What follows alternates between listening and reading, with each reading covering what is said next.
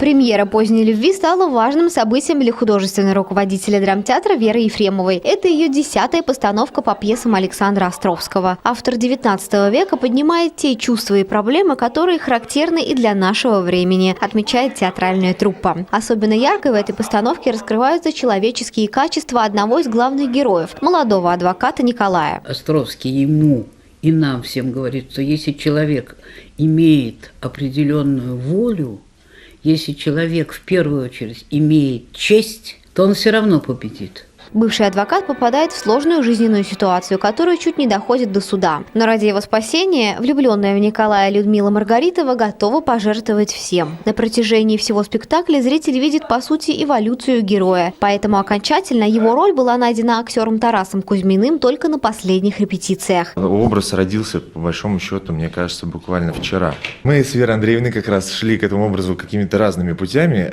говорили об одном и том же, но, видимо, какими-то разными словами. И в конце концов, то, что получилось вчера на генеральной репетиции, устроило и меня, и ее. Драму испытывает и мать Николая, и его старшего брата Дормидонта, Фелициата Шаблова. Как говорит народная артистка России Ирина Андрианова, эта роль близка любой современной женщине. Главное в моей героине, в Шабловой, это любовь к детям и колоссальная тревога за то, чтобы состоялись их судьбы.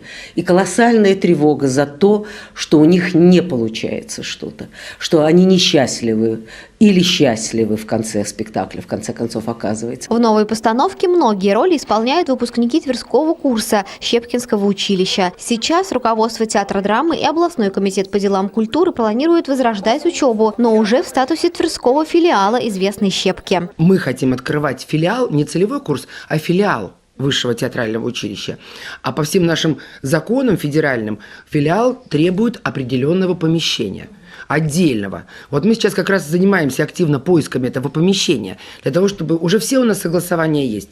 Уже можно по содержанию знаем, кто будет работать, как будет существовать этот филиал. Поэтому, возможно, уже в начале следующего театрального сезона в Твери смогут обучаться будущие актеры. А премьерную «Позднюю любовь» можно оценить на подмостках драмтеатра как в оставшиеся дни декабря, так и во время новогодних праздников. Ольга Софийская, Константин Романов, ТВ-центр.